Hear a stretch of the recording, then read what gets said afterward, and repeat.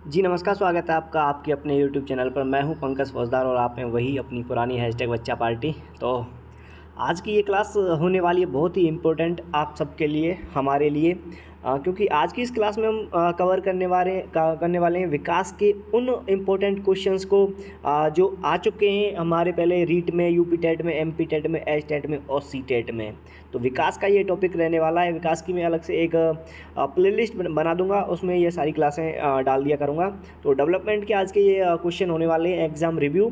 तो याद रखना ये क्लास इम्पोर्टेंट रहने वाली है एच टेट और सी टेट वाले उन बच्चों के लिए जो पहली बार जो है एच टेट या सी टेट दे रहे हैं। बहुत ही इंपॉर्टेंट ये क्वेश्चंस होने वाले हैं और इम्पोर्टेंट है ये उन बच्चों के लिए भी जो एम पी टेट दे रहे हैं, यूपी टेट दे रहे हैं, या फिर आने वाला जो रीट है हमारा 5 फरवरी को जो अनाउंस हो चुका है उसका जो एग्ज़ाम दे रहे हैं उनके लिए बहुत ज़्यादा इंपॉर्टेंट हो जाते हैं ये क्वेश्चन। तो चलो करते हैं आज की इस अपनी सितारा बिंदु क्लास की शुरुआत। देखते हैं आज के क्वेश्चंस आपको कैसे लगते हैं, और मैंने तो बहुत अच्छे सेलेक्ट किए हैं क्वेश्चन। चलो देखते हैं क्या है हमारा पहला क्वेश्चन।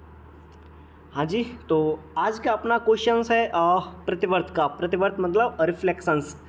जो नवजात शिशु होता है वो क्या क्या क्रिया प्रतिक्रिया करता है, उनको अपन रिफ्लेक्शंस बोलते हैं। उनकी एक थ्योरी की क्लास भी लेके आने वाला हूँ आपके लिए बहुत जल्दी। तो आज का पहला क्वेश्चन है हमारे सामने के शारीरिक विकास का मूल्यांकन किसके माध्यम से किया जाता है। तो सॉरी, ये नहीं, आगे स्टार्ट होने वाले जो क्वेश्चन दूसरे से लेकर के वो रिफ्लेक्शंस के क्वेश्चन है।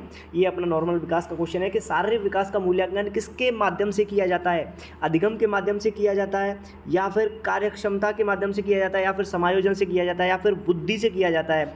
अब याद रखना क्वेश्चन हमसे पूछ रहा है कि शारीरिक विकास का मूल्यांकन, किसका मूल्यांकन, शारीरिक विकास का मूल्यांकन किसके माध्यम से किया जाता है। तो याद रखना शारीरिक विकास का मूल्यांकन हम अधिगम से नहीं कर सकते, उसकी कार्यक्षमता से करते हैं। याद रखना मानसिक विकास का अगर मूल्यांकन किया जाता है तो वो अधिगम से किया जाता है। अगर आप अधिगम पर जा रहे हैं तो आप बिल्कुल गलत हो। कार्यक्षमता के माध्यम से शारीरिक विकास का मूल्यांकन किया जाता है। समायोजन के माध्यम से नहीं किया जाता और बुद्धि के माध्यम से नहीं किया जाता। याद रखना वह हमसे शारीरिक विकास का मूल्यांकन करवा रहा है, उसके बौद्धिक विकास का मूल्यांकन नहीं करवा रहा। बौद्धिक विकास के मूल्यांकन का अगर करवाता बौद्धिक विकास का मूल्यांकन तो हम अधिगम पर जा सकते थे, लेकिन वह शारीरिक विकास का मूल्यांकन करवा रहा है तो हम उसकी कार्यक्षमता, यह हमारा सही आंसर होगा। देखते हैं अगला क्वेश्चन क्या है हमारा। अगला क्वेश्चन हमारा रिफ्लेक्शंस का है, प्रतिवर्त का है कि जब छोटे बच्चे के गालों को छुआ जाता है, जब छोटे बच्चे के गालों को छुआ जाता है तो क्या करता है बच्चा, बालक हंसने के लिए अपना मुंह खोल देता है, वह क्या कहलाता है। क्वेश्चन को देखो, पढ़ो अच्छे तरीके से, तब बताओ। आज का ये क्वेश्चन सितारा बिंदु क्वेश्चन है, बहुत शानदार सा क्वेश्चन है आज का ये कि जब छोटे बच्चे के गालों को छुआ जाता है तो बालक हंसने के लिए अपना मुंह खोल देता है तो वो क्या कहलाता है। आपके घर में भी एक छोटा सा बच्चा होगा, उसके गालों को हल्का हल्का सा टच करोगे तो बच्चा क्या करेगा, अपने मुंह को खोल देता है। तो उसको हम क्या कहते हैं, उसको रूटिंग बोलते हैं, बॉबिंस्की बोलते हैं, मोरो बोलते हैं, या फिर ऑल ऑफ बोलते हैं, ये सभी बोलते हैं। तो ऑप्शन नंबर डी हमारा आंसर नहीं होगा।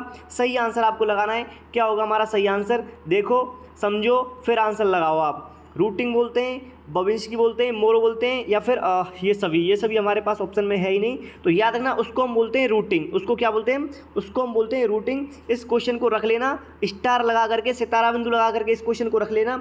रूटिंग बोलते हैं उसको। जब बच्चे के गालों को थोड़ा सा टच करते हैं तो बच्चा क्या है, हंसने लगता है और अपना मुंह खोलता है।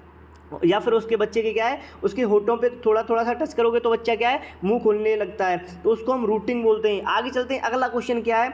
इन क्वेश्चंस के बारे में जरूर बताना आप कमेंट बॉक्स में जाकर के कि ये क्वेश्चंस आपको कैसे लगते हैं। आगे अगला क्वेश्चन है हमारा कि छोटे बच्चे के सामने कोई वस्तु या खिलौना रखा जाता है तो बालक हाथ पैर के माध्यम से उसे पकड़ने की कोशिश करता है तो वो क्या कहलाता है। रूटिंग कहलाता है, बॉबिंस्की कहलाता है, मोरो कहलाता है, या फिर ऑल ऑफ द अबव, ये सभी कहलाता है। राइट आंसर आपको लगाना होगा। क्या होगा हमारा सही आंसर, सही आंसर क्या होगा, उसका चुनाव करना होगा आपको कि छोटे बच्चे के सामने कोई भी वस्तु या खिलौना रखा जाता है तो बालक हाथ पैर के माध्यम से उसे पकड़ने की कोशिश करता है, यह क्या कहलाता है। इस क्वेश्चन का आंसर लगाना है आपको। क्वेश्चन नंबर 3 है हमारे सामने, तो उसको मोरो बोलते हैं। याद रखना उसको क्या बोलते हैं हम, उसको हम मोरो बोलते हैं। ऑप्शन नंबर 3 हमारा सही आंसर होगा। इसका एक और नाम है, उसको बोलते हैं मोर किसिंग करके भी बोलते हैं। याद रखना क्या बोलते हैं, मोर किसिंग करके बोलते हैं, या फिर मोरो उसको बोलते हैं। इसमें होता क्या है कि बच्चा है ना, बच्चे के हाथ में आप कोई भी सामान दे दो, बच्चे के हाथ में आप कोई भी सामान दे दो, कोई भी खिलौना दे दो, पेन दे दो, पेंसिल दे दो, या फिर अपनी बाइक वगैरह की किसी की चाबी दे दो या कोई खिलौना दे दो, तो बच्चा उसका क्या करता है, बच्चा उसको सीधे अपने मुंह की तरफ लेके जाता है, बच्चा उसको अपने सीधे मुंह की तरफ लेके जाता है, तो उसको हम बोलते हैं मोरो या मोर किसिंग बोलते हैं। आगे चलते हैं, अगला क्वेश्चन, क्वेश्चन नंबर 4 हमारे सामने, देखते हैं क्या कहता है क्वेश्चन नंबर 4। तो क्वेश्चन नंबर 4 हमारे सामने है कि जब छोटे बच्चे के पैर के तलवे को छुआ जाता है, तो याद रखना पैर को नहीं, पैर के तलवे को छुआ जाता है, तो बालक अपने हाथ पैर की उंगलियों को मोड़ना शुरू कर देता है, तो उसे क्या कहते हैं। ये क्वेश्चन बहुत शानदार क्वेश्चन है, याद रखना बहुत अच्छा क्वेश्चन है ये। प्रतिवर्त के तो मतलब रिफ्लेक्शंस के तो ये तीनों के तीनों क्वेश्चन ही बहुत लाजवाब है, बहुत अल्टीमेट क्वेश्चन है। उसको क्या कहते हैं, ऑप्शन आपके सामने 4 है कि जब छोटे बच्चे के पैर के तलवे को छुआ जाता है तो बालक अपने हाथ पैर की उंगलियों को मोड़ना शुरू कर देता है, तो उसे क्या कहते हैं। उसको रूटिंग बोलते हैं, बविंस्की बोलते हैं, मोरो बोलते हैं, या फिर ऑल ऑफ द एबव बोलते हैं। आंसर आपको लगाना होगा, सही आंसर क्या होगा हमारा, बिल्कुल आप सही पहुंच रहे हो, उसको हम बविंस्की बोलते हैं। जब अगर आप कोई बेड पे बच्चा लेटा हुआ है, बेड पे क्या है, कोई बच्चा लेटा हुआ है, बहुत अच्छा सा बच्चा है, बहुत अच्छा सा बच्चा है, वो लेटा हुआ है बेड पे, तो आप क्या करोगे, उस बच्चे के पैर के तलवों को हल्का हल्का सा छुओगे या फिर हाथ की हथेली को छुओगे ना, तो बच्चा क्या करता है, पहले तो पैर की जो उंगलियां होती हैं उनको खोलने लगता है, क्या करता है, खोलता है फिर बंद करता है, मतलब फैला देता है अपने पंजे को, तो उसको हम क्या बोलते हैं, उसको हम बविंस्की की बोलते हैं। आगे चलते हैं, अगला क्वेश्चन देखते हैं।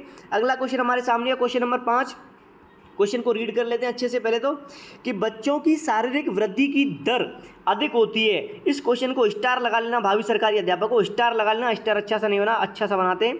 इस क्वेश्चन को लगा लेना, सितारा बिंदु क्वेश्चन, रायता मत फैला लेना आप। क्वेश्चन देख लो कि बच्चे की शारीरिक वृद्धि की दर अधिक होती है, कब होती है, पूर्व बचपन में एवं उत्तर की बजाय, पूर्व बचपन में उत्तर बचपन की बजाय, उत्तर बचपन में किशोरावस्था की बजाय, या फिर किशोरावस्था में पूर्व बचपन की बजाय, या फिर प्रौढ़ावस्था में किशोरावस्था की बजाय। मतलब क्वेश्चन ये कहना चाहता है कि उत्तर बचपन से ज़्यादा विकास वृद्धि होती है पूर्व बचपन में, और किशोरावस्था से ज़्यादा वृद्धि होती है उत्तर बचपन में, और पूर्व बचपन से ज़्यादा वृद्धि होती है किशोरावस्था में। तो सही आंसर लगाना है आपको कि कहाँ हमारे जो बच्चे की है जो शारीरिक वृद्धि दर है सबसे अधिक होती है। तो याद रखना इस क्वेश्चन का राइट आंसर होगा हमारा ऑप्शन नंबर ए, क्योंकि पूर्व बचपन में ना बच्चे का सबसे ज़्यादा शरीर विकसित होता है। याद रखना कब होता है, पूर्व बचपन में बच्चे का सबसे ज़्यादा शरीर विकसित होता है। अगर उसमें भी आपसे पूछ लिया जाए कौन सी एज में होता है, तो याद रखना 1 से 2 वर्ष तक का जो बच्चा होता है उसमें सबसे ज़्यादा वृद्धि होती है उसके शरीर में। आगे चलते हैं, अगला क्वेश्चन हमारे सामने है, क्वेश्चन नंबर 6 नंबर क्वेश्चन क्या कहता है उसको देख लेते हैं एक बार। क्वेश्चन को कर लेते हैं अच्छा सा हाईलाइट, कि निम्न में से कौन सी वृद्धि एवं विकास का प्रथम चरण है। निम्न में से कौन सा वृद्धि एवं विकास का प्रथम चरण है। एक थोड़ा सा टाइपिंग को देख लेना, कोई कोई क्वेश्चन में हो जाता है मिसप्रिंट, तो देख लो इस क्वेश्चन को कि निम्न में से कौन सा वृद्धि एवं विकास का प्रथम चरण है। शारीरिक विकास, मानसिक विकास, नैतिक विकास और सामाजिक विकास। क्वेश्चन ये कहना चाहता है कि इनमें सबसे पहले क्या आता है, सबसे पहले कौन सा विकास होता है। तो याद रखना सबसे पहले विकास किसका होता है, सबसे पहले विकास होता है हमारा शारीरिक विकास। याद रखना मानसिक विकास बाद में होता है, पहले शारीरिक विकास होता है। ऐसी बात नहीं है मतलब पूरा शारीरिक विकास पहले हो जाएगा, लेकिन शुरुआत पहले शारीरिक विकास की होती है। शारीरिक विकास की शुरुआत पहले होती है, बाद में मानसिक विकास की होती है। अगर ऐसा क्वेश्चन कोई आता है तो उसको छाप देना, भावी सरकारी अध्यापक को छाप देना ऐसे क्वेश्चन को। इस क्वेश्चन को लगा लो, सितारा बिंदु लगा लो। इस क्वेश्चन का आंसर ऑप्शन नंबर ए हमारा बिल्कुल सही है। निम्न में से कौन सा वृद्धि एवं विकास का प्रथम चरण है। तो याद रखना शारीरिक विकास हमारा वृद्धि एवं विकास का प्रथम चरण है। आगे चलते हैं, अगला क्वेश्चन हमारे सामने क्वेश्चन नंबर 7 हमसे क्या कहता है देख लेते हैं क्वेश्चन को एक बार हाईलाइट करके इसको, कि थकावट और बीमारी जैसे कारक, थकावट और बीमारी जैसे कारक मुख्य रूप से किसको प्रभावित करते हैं। क्या बच्चे के संवेगात्मक विकास को प्रभावित करते हैं, या फिर बच्चे के शारीरिक विकास को प्रभावित करते हैं, या फिर बच्चे की जो संकल्प शक्ति है उसको प्रभावित करते हैं, या फिर बच्चे की आत्मविश्वास को प्रभावित करते हैं। किसको प्रभावित करते हैं। राइट आंसर आपको लगाना होगा, स्टार लगा लेना। इस क्वेश्चन को भी बहुत शानदार क्वेश्चन है, शायद एस्टेट का जो प्रीवियस ईयर का क्वेश्चन है ये मैंने जो उठाया है। तो थकावट और बीमारी जैसे कारक, क्वेश्चन को देख लो पहले अच्छे तरीके से। क्वेश्चन है थकावट और बीमारी। थकावट और बीमारी बच्चे के संवेगात्मक विकास को प्रभावित करेगी क्या। बिल्कुल नहीं करेगी साहब। हाँ, शारीरिक विकास को जरूर प्रभावित करेगी। मान लो आप कहीं दूर से चल के आए हो, आपका शरीर बहुत ज़्यादा थका हुआ है, तो आपके वो थकावट क्या है, शारीरिक विकास को प्रभावित करेगी। बीमारी मान लो आपके आपके तो मन नहीं हो कोई, मतलब किसी के कोई बीमारी हो जाती है, कोई भी बीमारी जैसे लकवा टाइप कोई बीमारी हो जाती है, तो वो क्या है, एक शारीरिक विकास को प्रभावित करती है, सम्यकात्मक विकास को प्रभावित नहीं करती, संकल्प शक्ति को नहीं, आत्मविश्वास को प्रभावित नहीं करती। किसको प्रभावित करती है? बच्चे के शारीरिक विकास को प्रभावित करती है। आगे चलते हैं, अगला क्वेश्चन है हमारे सामने, किस अवस्था में शरीर में हड्डियों की संख्या कम हो जाती है?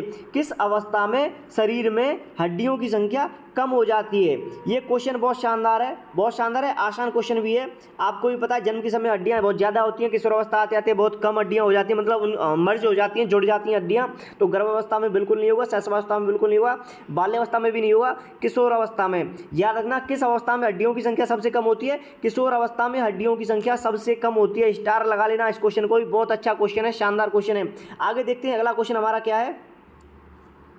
हाँ जी, अगला क्वेश्चन देखते हैं। अगला क्वेश्चन हमारा क्या है कि किस अवस्था में, क्वेश्चन को हाईलाइट कर लेते हैं थोड़ा सा। क्वेश्चन है कि किस अवस्था में शरीर में हड्डियों की संख्या कम हो जाती है? तो ये क्वेश्चन तो हम कर ही चुके हैं।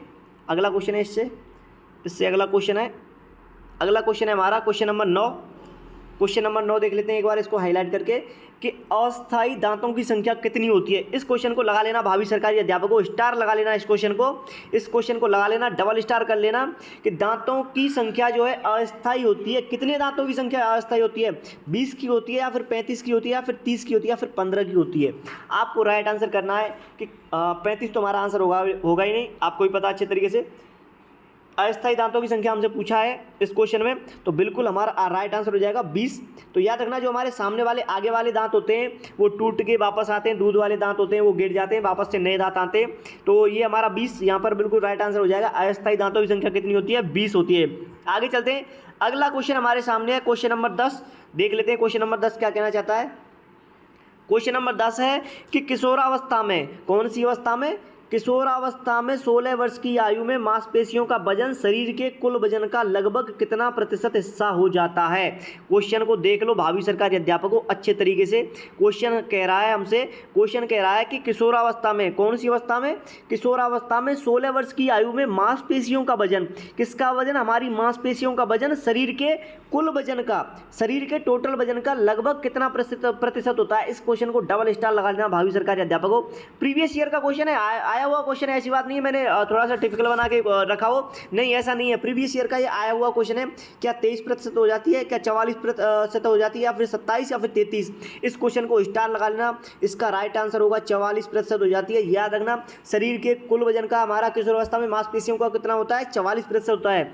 आगे चलते हैं, अगला क्वेश्चन देखते हैं। अगला क्वेश्चन हमारे सामने है, भ्रूणावस्था में हड्डियों की संख्या, भ्रूणावस्था में हड्डियों की संख्या कितनी होती है? ये हमसे पूछ रहा है। क्या पूछ रहा है? कि भ्रूणावस्था में हड्डियों की संख्या कितनी होती है? और राइट आंसर आपको लगाना है, क्या हड्डियों की संख्या 206 होती है? हड्डियों की संख्या 206 होती है, या 270 होती है, 350 होती है, या फिर 306 होती है? राइट आंसर आपको बताना है क्या होगा हमारा राइट आंसर। क्वेश्चन को लगा लेना, सितारा बिंदु स्टार लगा लेना। क्वेश्चन बहुत शानदार है, सितारा बिंदु क्लास का क्वेश्चन, बहुत अल्टीमेट ही क्वेश्चन है ये। भ्रूणावस्था में हड्डियों की संख्या याद रखना कितनी होती है? 360 होती है। सितारा बिंदु लगा लेना, और 100% ये सही आंसर है, और आया हुआ क्वेश्चन है ये, प्रीवियस ईयर का आया हुआ क्वेश्चन है। ये वो क्वेश्चन है जो 1-2 क्वेश्चन जो आते हैं ना एग्जाम में, जो किसी पे नहीं आते, उन क्वेश्चन को आज मैं आपके सामने उठा करके लाया हूँ। थोड़ा सा जो आज का टेस्ट टिपिकल जरूर लगेगा आपको, लेकिन क्वेश्चन बहुत शानदार है। एग्जाम का डर है वो आपका निकल जाएगा आज की इस टेस्ट सीरीज से। अगला क्वेश्चन देखते हैं हम। अगला क्वेश्चन हमारे सामने है क्वेश्चन नंबर 12। क्वेश्चन नंबर 12 हमसे क्या कहता है, ऐसे देख लेते हैं। क्वेश्चन नंबर 12 देखते हैं हम क्या कहता है हमसे, कि किस आयु में बालक का वजन अपने जन्म के वजन का लगभग 3 गुना हो जाता है? इस क्वेश्चन को लगाओ स्टार, सितारा लगाओ, आपकी हालत खराब हो जाएगी। ऐसे ऐसे क्वेश्चन है, आप सोच रहे होगे कि सर आज कहाँ से क्वेश्चन लेके आ गए, ऐसे ऐसे सब गलत हो रहे हैं। कि किस आयु में बालक का वजन अपने जन्म के बजाय लगभग 3 गुना हो जाता है? क्या 1 वर्ष की आयु में, क्या 2 वर्ष की आयु में, क्या 4 वर्ष की आयु में, क्या 3 वर्ष की आयु में? कब हो जाता है? राइट आंसर अब आपको लगाना है, क्या होगा हमारा सही आंसर। अगर आप जा रहे हो ऑप्शन नंबर ए की तरफ तो आप बिल्कुल सही हो। याद रखना भावी सरकारी अध्यापकों, तो आप बिल्कुल सही हो। इस क्वेश्चन का बिल्कुल राइट आंसर होगा 1 वर्ष की अवस्था में क्या होता है? बालक का वजन अपने जन्म के बजाय लगभग 3 गुना हो जाता है। तो मैंने आपसे पिछले क्वेश्चन में भी बताया था कि शारीरिक विकास जो है, या फिर अपन विकास की बात करें तो शैशवावस्था में, कौन सी अवस्था में? जन्म से लेकर के, कब से लेकर के, इनको हटा देता हूँ एक बार, बच्चे को क्या है जन्म से जन्म से लेकर के 2 वर्ष तक है ना बच्चे का सबसे ज़्यादा विकास होता है। कितने वर्ष तक? 2 वर्ष तक। 2 वर्ष तक बच्चे का सबसे ज़्यादा विकास होता है। 2 वर्ष तक, जन्म से लेकर के 2 वर्ष तक बच्चे का सबसे ज़्यादा विकास होता है। आगे चलते हैं, अगला क्वेश्चन है हमारे सामने। अगला क्वेश्चन नंबर 13 है। हम देखते हैं क्वेश्चन नंबर 13 क्या कहता है हमसे। क्वेश्चन नंबर 13 कहता है हमसे कि बालक का कौन सा विकास अध्यापक और विद्यालय द्वारा सबसे कम प्रभावित होता है? सबसे कम प्रभावित होता है, सबसे ज़्यादा नहीं पूछ रहा जनाब, सबसे कम पूछ रहा है। और स्टार लगा लेना इस क्वेश्चन को भी, बहुत शानदार क्वेश्चन है ये, कि शारीरिक विकास सबसे कम प्रभावित होता है या फिर मानसिक या संवेगात्मक या फिर सामाजिक। तो याद रखना, विकास जो अध्यापक से जब सबसे ज़्यादा प्रभावित होगा तो कौन सा होगा? सामाजिक विकास भी प्रभावित होगा। मानसिक विकास तो अध्यापक बिल्कुल कराता ही है, और संवेगात्मक विकास भी क्या है? प्रभावित होगा। नहीं प्रभावित होगा तो वो होगा उसका शारीरिक विकास। शारीरिक विकास प्रभावित नहीं होगा, ये आपको रीजन अच्छी तरीके से पता है। शारीरिक विकास पर अध्यापक का जो है प्रभाव बिल्कुल भी नहीं होगा। आगे चलते हैं, अगला क्वेश्चन है क्वेश्चन नंबर 14 नंबर क्वेश्चन क्या कहता है हमसे, इसको थोड़ा सा छोटा कर लेते हैं। हाँ अभी सही है। देखते हैं 14 नंबर का क्वेश्चन क्या कहता है कि बच्चे के उचित विकास को सुनिश्चित करने के लिए उसका स्वस्थ शरीर विकास, स्वस्थ जो शरीर का विकास, शारीरिक विकास महत्वपूर्ण आवश्यक है। और यह कथन सही है गलत है, इसका चुनाव आपको करना है। सीटेट में मोस्टली क्या है, सीटेट में ऐसे क्वेश्चन आते हैं, सीटेट में ऐसे क्वेश्चन आते हैं लंबे लंबे से क्वेश्चन, इस जिनको क्या है कि 1 से 2 बार आपको क्वेश्चन को ही पढ़ना होता है। 1 से 2 बार तो क्या है आपको क्वेश्चन को ही पढ़ना होता है। देखते हैं इस क्वेश्चन को एक बार और रीड करते हैं ढंग से, अच्छे तरीके से। क्या कहता है क्वेश्चन कि बच्चे के उचित विकास को सुनिश्चित करने के लिए उसका स्वस्थ शारीरिक विकास महत्वपूर्ण आवश्यक है। ये कथन क्या है? बिल्कुल साहब, पहले तो कथन को ही समझ लो कि बच्चे का उचित विकास करेंगे, सुनिश्चित करने के लिए, उचित विकास को सुनिश्चित करने के लिए उसके स्वस्थ शरीर का विकास होना महत्वपूर्ण है। बिल्कुल साहब, अब देख लो, जहाँ जहाँ स्टार्टिंग में गलत है उसको काट दो। ये क्योंकि स्टेटमेंट बिल्कुल सही है तो बिल्कुल हमको सही वाले ही चुनने। 1 और 4 तुम्हारे ऐसे ही गलत हो जाएंगे। ऑप्शन नंबर 2 को देख लेते हैं कि यह स्टेटमेंट बिल्कुल सही है क्योंकि विकास क्रम में शारीरिक विकास सबसे पहले स्थान पर आता है। बिल्कुल जी। अगला ऑप्शन देख लेते हैं हम, ऑप्शन नंबर 3 हमसे क्या कहता है, इसको देखते हैं एक बार। सही है क्योंकि शारीरिक विकास विकास के अन्य पक्षों के साथ अंतः संबंधित है। ये स्टेटमेंट जो है ऑप्शन नंबर 3 वाला ऊपर वाले से भी ज़्यादा दमदार है। ऊपर वाला भी बिल्कुल सही है। हम अगर अपने पास 3 नंबर ऑप्शन नहीं होता तो हम बिल्कुल ऑप्शन नंबर 2 को ही सही करते हैं, लेकिन ऑप्शन नंबर 3 हमारे पास ज़्यादा सही है क्योंकि शारीरिक विकास विकास के अन्य पक्षों के साथ भी क्या होता है? अंतः संबंधित होता है। बिल्कुल ऑप्शन नंबर 3 हमारा क्या है? राइट आंसर हो जाएगा। आगे देखते हैं अगला क्वेश्चन नंबर 15 हमसे क्या कहता है। क्वेश्चन नंबर 15 को देख लेते हैं एक बार। क्वेश्चन नंबर 15 है और 15 नंबर क्वेश्चन हमसे कहता है कि शारीरिक विकास के पक्ष में शामिल है स्नायुमंडल शामिल है, या फिर तंत्रिका तंत्र शामिल है, या फिर अंतःस्रावी ग्रंथियां शामिल है, या फिर ऑल ऑफ द अबव, ये सभी। तो आपको बिल्कुल शारीरिक विकास के बारे में पूछ रहा है, उसमें हम स्नायुमंडल को भी शामिल करते हैं और उसके तंत्रिका तंत्र को भी बिल्कुल शामिल करते हैं और अंतःस्रावी ग्रंथियों को भी शामिल करते हैं। तो हमारा ऑल ऑफ द अबव जो है हमारा बिल्कुल सही आंसर हो जाएगा। यहाँ पर हमारा क्या है? ऑप्शन नंबर डी हमारा बिल्कुल सही आंसर हो जाएगा। आगे चलते हैं, अगला क्वेश्चन देखते हैं। अगला क्वेश्चन हमारे सामने है क्वेश्चन नंबर 16 नंबर क्वेश्चन हमारे सामने है। देखते हैं क्या कहता है क्वेश्चन नंबर 16 कि किशोरावस्था अपराध प्रवृत्ति के विकास का एक नाजुक समय है। ये स्टेटमेंट मैंने आपको कल भी बताया था और इसको सितारा बिंदु बना करके रख लेना, आपने मन मस्तिष्क में स्कीमा में छाप लेना। ये स्टेटमेंट जेरसल्ट का है, वैलेंटाइन का है, क्रो एंड क्रो का है, या फिर स्टैनले हॉल का है। इस स्टेटमेंट को मैं कल भी बता चुका हूँ भावी सरकारी अध्यापक को। ये स्टेटमेंट किसका है? ये वैलेंटाइन का स्टेटमेंट है। क्या क्या क्या कहा था उन्होंने कहा था कि किशोरावस्था अपराध प्रवृत्ति के अपराध प्रवृत्ति के विकास का नाजुक समय है, क्योंकि सबसे ज़्यादा अपराध प्रवृत्ति की तरफ अगर कोई बच्चा जाता है तो कौन सी अवस्था में जाता है? वो जाता है किशोरावस्था में। सबसे ज़्यादा जो अपराध करता है वह व्यक्ति कौन सी अवस्था में करता है? किशोरावस्था में करता है। इसीलिए वैलेंटाइन ने कहा है कि किशोरावस्था अपराध प्रवृत्ति के विकास का क्या है? नाजुक समय है। वैलेंटाइन जी ने यह कहा है। आगे चलते हैं, अगला क्वेश्चन देखते हैं। क्वेश्चन नंबर 17 हमारे सामने है। क्वेश्चन नंबर 17 क्या कहता है हमसे? ये संवेग के क्वेश्चन लिए मैंने, 3 से 4 क्वेश्चन जो है संवेग के भी डाले इसमें, क्योंकि अच्छे लगे थे मेरे को क्वेश्चन और मेरी आंखों के सामने आ रहे थे तो मैंने उठा के चिपका दिए। तो देखो इन क्वेश्चंस को कि निम्न में से कौन सा एक संवेग है? उत्तेजना संवेग है, स्मृति संवेग है, या फिर भय संवेग है और ध्यान संवेग है। संवेग को जो है मैं आपको लगभग 2 क्लासों में कराऊंगा, या चिंता मत करना, मैं आपके लिए थ्योरी की क्लास भी लेके आ रहा हूँ बहुत जल्दी। तो 2 क्लासों में संवेग को अपन खत्म कर देंगे, चिंता ना करो। तो पहली जो क्लास आएगी वो अपनी उसकी आएगी प्रतिवर्त की, किसकी आएगी प्रतिवर्त की, रिफ्लेक्शन जिनको इंग्लिश में अपन बोलते हैं। तो इस क्वेश्चन को देख लेते हैं। निम्न में से कौन सा संवेग है, तो आपको बिल्कुल पता है बहुत अच्छी तरीके से, भय हमारा क्या है, संवेग है। भय क्या है हमारा, संवेग है। मूल प्रवृत्ति की बात करें तो उत्तेजना हमारी मूल प्रवृत्ति होती है। अगर कोई जा रहा हो उत्तेजना की तरफ तो बिल्कुल गलत है, ये हमारी क्या होती है, ये मूल प्रवृत्ति होती है, मूल प्रवृत्ति होती है। और भय के कारण कौन सा जो मूल प्रवृत्ति निकलती है हमारी, जिसको अपन बोलते हैं भय से क्या होता है, भय के कारण व्यक्ति क्या करता है, पलायन करता है। क्या करता है, पलायन करता है। मान लो आपने देखा होगा गांव में दो कुत्तों में लड़ाई हो रही है, किसमें, दो कुत्तों में लड़ाई हो रही है। एक कुत्ता तो क्या है आपके एरिया का ही है, दूसरा कुत्ता आपके एरिया में कहीं दूसरी जगह से आ गया है। तो दूसरी जगह से आया हुआ जो कुत्ता है ना, उसको भय रहेगा आपके एरिया के जो कुत्ते से, तो क्या करेगा वो कुत्ता, भय के कारण भाग जाएगा। भाग जाएगा मतलब क्या करेगा, पलायन कर जाएगा। क्या कर जाएगा, पलायन कर जाएगा। तो भय के कारण कौन सा जो है मूल प्रवृत्ति होती है हमारी, पलायन। पलायन जो है मूल प्रवृत्ति होती है भय के कारण। आगे चलते हैं, अगला क्वेश्चन देखते हैं। अगला क्वेश्चन क्या कहता है हमसे, अगला क्वेश्चन है क्वेश्चन नंबर 18 हमारे सामने है। 18 नंबर का क्वेश्चन देखते हैं क्या कहता है हमसे।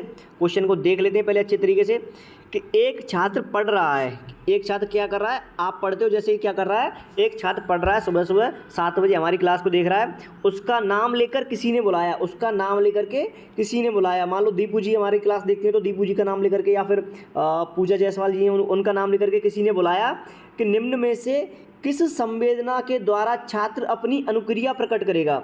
निम्न में से किस संवेदना के द्वारा छात्र अपनी प्रतिक्रिया देगा। एक छात्र पढ़ रहा है, उसका नाम लेकर के किसी अन्य छात्र ने बुलाया, जैसे राम सिंह, श्याम सिंह मेरे विद्यार्थी हैं, तो मैंने उनको बुलाता हूं कि राम सिंह इधर आओ। तो निम्न में से किस संवेदना के द्वारा छात्र जो अपनी अनुक्रिया देगा, दृष्टि संवेदना के द्वारा, स्पर्श संवेदना के द्वारा, या फिर प्रत्यक्ष संवेदना के द्वारा, या फिर ध्वनि संवेदना के द्वारा। राइट आंसर आपको करना होगा। देखो दृष्टि संवेदना के द्वारा विद्यार्थी जब करता, जब विद्यार्थी क्या करता, देखता। क्या करता विद्यार्थी, देखता, तब करता दृष्टि संवेदना के द्वारा। स्पर्श संवेदना के द्वारा जब करता, जब किसी को छूता हुआ, क्या करता, छूता, स्पर्श करता तब करता। और प्रत्यक्ष संवेदना कब होती है, जब उसकी आंखों के सामने कोई चीज़ होती। यहाँ पर हमारा राइट आंसर हो जाएगा ऑप्शन नंबर 4, ध्वनि संवेदना के द्वारा। कोई किसी के कानों में जब उसके नाम की ध्वनि जाएगी तो व्यक्ति क्या करेगा, ध्वनि संवेदना के द्वारा अपनी अनुक्रिया प्रकट करेगा। क्या प्रकट करेगा, अनुक्रिया प्रकट करेगा। आगे चलते हैं, अगला क्वेश्चन। अगला क्वेश्चन हमारे सामने है, क्रोध व भय। क्रोध व भय किसके प्रकार हैं, अधिगम के प्रकार हैं, अवप्रेरणा के प्रकार हैं, संवेग के प्रकार हैं, या फिर परिकल्पना के प्रकार हैं। तो याद रखना, मैंने अभी आपको बताया क्रोध एवं भय किसके प्रकार हैं, संवेगों के प्रकार हैं। किसके प्रकार हैं, संवेग के प्रकार हैं। संवेग के प्रकार हैं क्रोध और एवं भय। और आपसे अगर पूछ लिया जाए कि क्रोध के कारण कौन सी मूल प्रवृत्ति होती है, क्रोध के कारण कौन सी मूल प्रवृत्ति होती है, तो याद रखना क्रोध के कारण मूल प्रवृत्ति होती है जिसको अपन बोलते हैं युयुत्सा। युयुत्सा जिसको बोलते हैं, युयुत्सा मतलब युद्ध करने की इच्छा, लड़ाई झगड़ा करने की इच्छा जो होती है वो मूल प्रवृत्ति होती है। किसके कारण होती है, क्रोध के कारण होती है। और भय के कारण जैसे मैंने अभी बताया ये आपको क्या होता है, पलायन। भय के कारण क्या करता है व्यक्ति, पलायन करता है। और क्रोध के कारण क्या होता है, युयुत्सा होती है, उसकी युद्ध करने की, लड़ाई झगड़ा करने की इच्छा होती है। इस 19वें क्वेश्चन का हमारा आंसर हो जाएगा संवेग। संवेग हमारा आंसर हो जाएगा। आगे चलते हैं, अगला क्वेश्चन हमारे सामने है, शिशु का अधिकांश व्यवहार। शिशु का अधिकांश व्यवहार किस पर निर्भर करता है, संवेगों पर, नैतिकता पर, मूल प्रवृत्ति पर, या फिर 1 और 3 दोनों। बिल्कुल सही है। अगर आप जा रहे हो ऑप्शन नंबर 4 के पास तो आप बिल्कुल सही हो, क्योंकि शिशु का अधिकांश व्यवहार किस पर निर्भर करता है, संवेगों पर तो करता ही है, लेकिन उनकी मूल प्रवृत्तियों पर भी करता है। किस पर, मूल प्रवृत्ति पर भी करता है। बिल्कुल साहब, हमारा 1 और 3 दोनों ही ऑप्शन इसमें सही थे अपने, तो इसलिए अपना ऑप्शन नंबर 4 क्या है, बिल्कुल सही आंसर हो जाएगा। तो आपने अब तक जो हमारी क्लास देखी उसके लिए आपका बहुत बहुत तहे दिल से धन्यवाद। बहुत बहुत धन्यवाद जी, बहुत खुश हैं हम, आपने अब तक मतलब लास्ट तक हमारी क्लास देखी। तो क्लास को इसी तरीके से कंटिन्यूटी में देखते रहिएगा। मैं आपके लिए एचटेट, यूपीटेट और रीट और सीटेट और एमपीटेट स्पेशली इनकी क्लास लेकर के आऊँगा, वो चाहे सीडीपी की हो या फिर हिंदी की हो, या फिर टीचिंग मेथड्स जो बहुत जल्दी चालू करने वाला हूँ। अभी तो क्या है ना कि अभी टाइम नहीं मिल रहा है मेरे को, स्कूल का टाइम भी होता है, और थोड़ा सा क्या है शेड्यूल अभी प्रॉपर तरीके से सेटअप नहीं है। मैं खुद भी पढ़ता हूँ अभी, तो इसलिए क्या अभी टाइम का सेटअप नहीं हो पा रहा, तो धीरे धीरे करके कर रहा हूँ मैं। तो आपके लिए इन तीनों की जो क्लास में आपको दिया करूँगा, तो बाकी आप कमेंट बॉक्स में जाके बताना कि आपको क्लास कैसी लगी, और मिलते हैं अगली क्लास में। तो याद रखना। और हाँ, टाइम थोड़ा सा चेंज कर रहे हैं अपन। सुबह के टाइम में क्या है, अपन दोनों क्लासें आपको मिला करेंगे। अभी तो क्या है, CDP की क्लास और हिंदी की क्लास दोनों क्या है सुबह के टाइम पे आपको मिलेंगी। एक 7 बजे और एक 8 बजे मिल जाया करेगी। ये टाइम अपना क्या है कल से चेंज होगा। आप अब तक क्लास में आए तो आपका बहुत बहुत धन्यवाद। चलो मिलते हैं आपसे कल इसी टाइम सेम जगह। तब तक के लिए बने रहिए आप अध्ययन मंत्रा के साथ में, आप अपने साथ में। धन्यवाद।